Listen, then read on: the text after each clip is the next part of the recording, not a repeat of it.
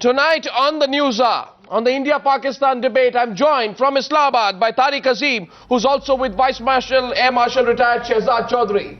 I'm joined from Karachi by Zafar Hilali. Warmly welcome our Pakistani participants tonight. Also welcome Leela Ponappa, who's joining us from Delhi. And I'm in the studio with Maroof Raza and KC Singh, Times Now strategic affairs expert Maroof Raza and former MEA Secretary KC Singh. My first question tonight is to Mr. Hilali. Mr. Hilali, I don't understand why your Interior Minister said hang Kasab now. Because it appears that Pakistan would like to have us believe that Kasab is the epicenter of terrorism from Pakistan. Well, we don't know many. Mr. Malik's statements even to Pakistanis is very confusing, but he is probably expressing his own thoughts that he wants to hang him.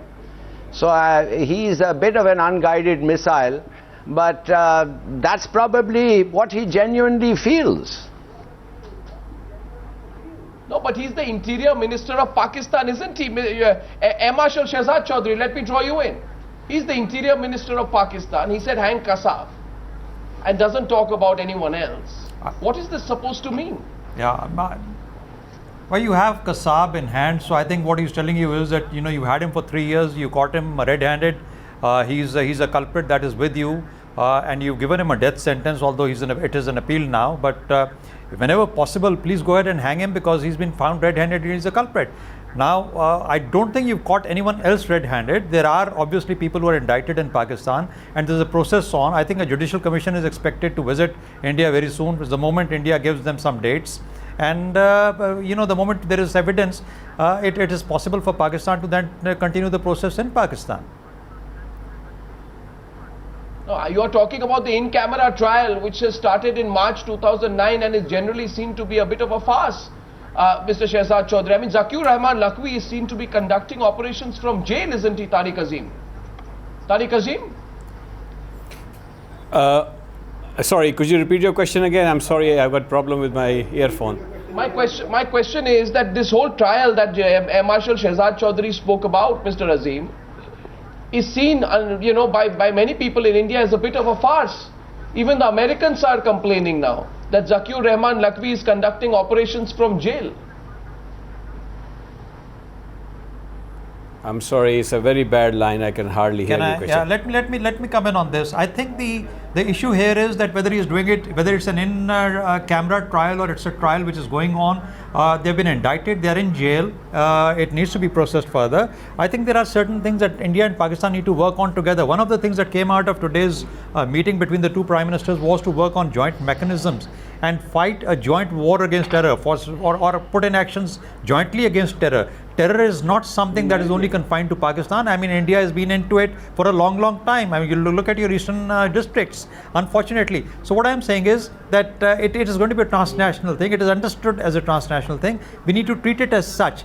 To be able to exchange barbs, as Prime Minister Manmohan Singh, I don't think it's going to lead us anywhere. I mean, by your saying or India saying what you think it must, I don't think Pakistan is going to expedite the process. What is needed is a better legal understanding of issues on both nations, on both sides, and that is what's going to give a better understanding to perhaps opinion makers as well as the people. And we don't let legal thinkers communicate with each other on this issue. There's a lot more that the legal people can perhaps make us understand better. You know, Pakistan forgot. I mean, let me draw in Maroof at this stage. Maroof, you know, there's a commitment that Pakistan made on the JUD when it was declared, I think, a terror group under the United Nations Security Council resolutions. So why do you think they are an Interior Minister? And do you think Mr. Hilali says that this is just a remark made by a man even we don't understand very well, the Interior Minister? Is this an off-the-cuff kind of remark or more than that? Well, I mean, my previous interactions with Mr. Zafar Hilali has led me to believe that he kind of speaks the voice of the establishment. So therefore, if he says that this is an unguided missile, that is what is perhaps seen as. But I think more importantly, the point to understand are the following. One, as far as Kasab is concerned, Kasab is clearly a living embarrassment for Pakistan and those who were involved from Pakistan's soil, either from the establishment or outside the establishment, in orchestrating the 26/11 attack. Right. So they want them out of the way. My opinion has all along been that let Kasab live and be, hung out to dry every now and then, to remind them that till you clean up your act, Kasab How will be does around. hanging Kasab Okay. work for Pakistan? Well, I mean, as you know, the same interior minister earlier denied that Kasab even existed. Then he denied that he had anything to do with Pakistan. Yeah. Then he denied that, we couldn't care less what you do about him. Now he's gone and said that hang him. So obviously, either he is finally reconciling to what should be a strategy to deal with Kasab. But I think there are two other important points on up. One is, as far as evidence that we need to nail the masterminds, which is Hafiz Saeed. The same interior minister today also went on record to say that we don't have enough evidence. Now, there is enough published evidence of Hafiz Saeed's links with Lakhvi. Both jointly created the Lashkar-e-Toiba, the MDI and the JUD. And your question about the JUD, so why don't why don't we get a public admission by Lakhvi to say that Hafiz Saeed either was his mentor or not? I find it interesting. Zafar Hilali says at the start, I'll come back to it, that we don't know why Rahman Malik said hang Kasab. Whereas the general impression here, Casey, seems to be that this is deliberate by Pakistan. No, combine it with the other thing, that one day before the Malé visit, Yes. in the listing of the terrorist organizations, JUD is taken out. So Mr. Rahman Malik is not a loose gun. He is commenting on the fact that JUD is no longer listed as a terrorist organization. Therefore, all the upper echelons of Jamaat-e-Dawa are exempt. They are home and dry.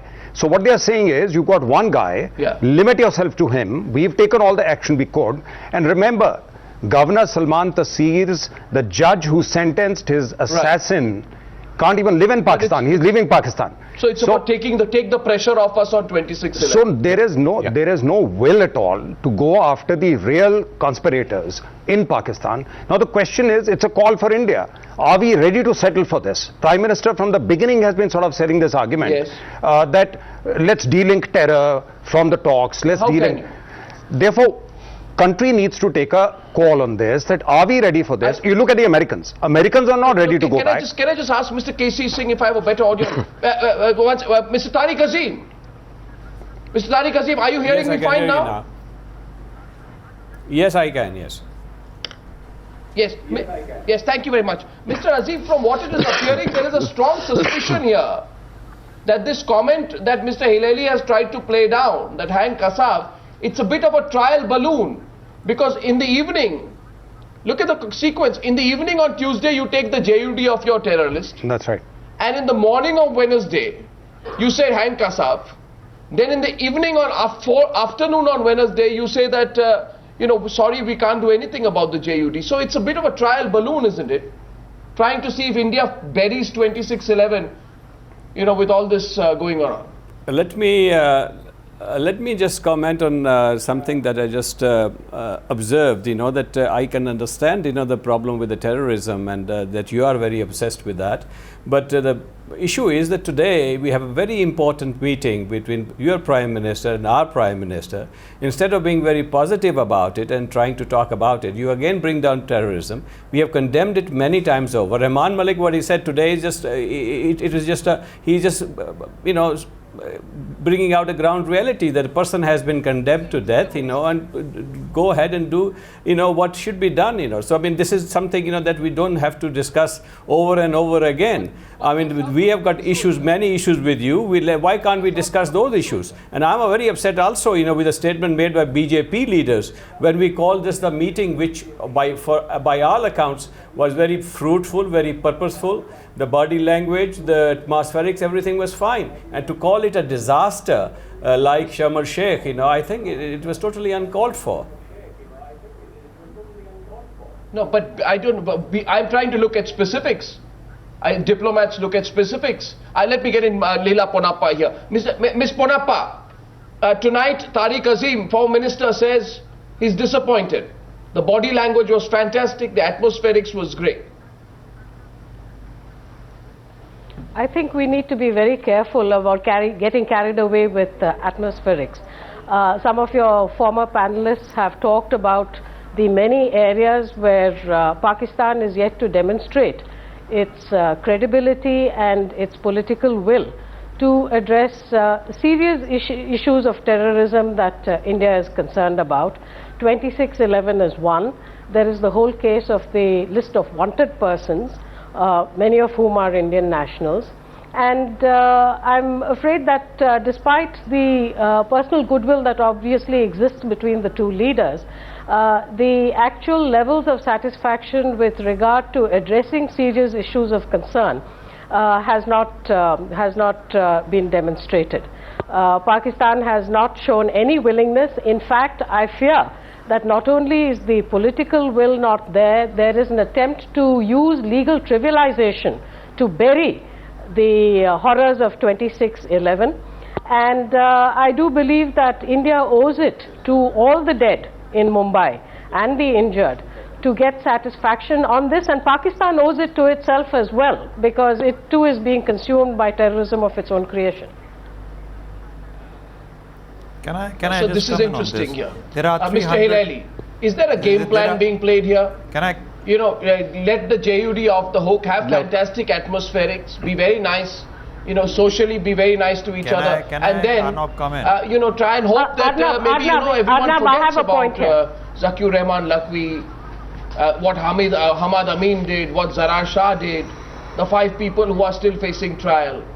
Because Mr. Whose Hilali, voice samples still haven't come. Mr. Hilali, I don't know what's happened unless to there is Samjhota Express, substantive I don't know action what's on happened to the 2611, it unmarked is graves in impossible to Kashmir. forget 2611 and move ahead. Arnab, may I come in? No, I just wanted a word in from Mr. Hilali. You know, you tried to, Mr. Hilali, you tried to sidestep this whole issue Mr. of Kasab that your interior minister said. No, listen. As far as the whole issue of Mumbai is concerned, you know very well that there is a team from Pakistan that is going to come over to Bombay and take the statements of the people who recorded the evidence. That was what was lacking. That procedural requirement was lacking in the court.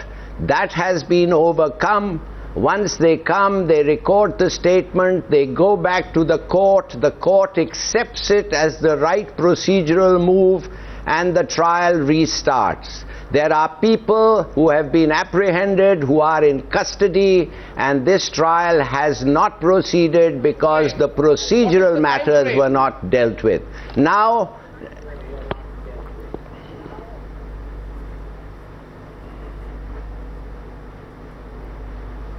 I mean, No, my can I question was, sir, continue, there has or to be some time do frame. you want to ask The me? case in India is nearing conclusion. Your trial is going nowhere.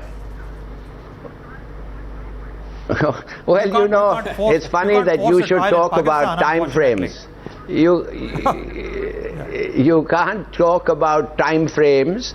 The time frame is that which the judges decide. It is up to the judge to decide that, and they are doing their job. We cannot interfere in that process, just as I hope you cannot when your judges are sitting seized of a matter.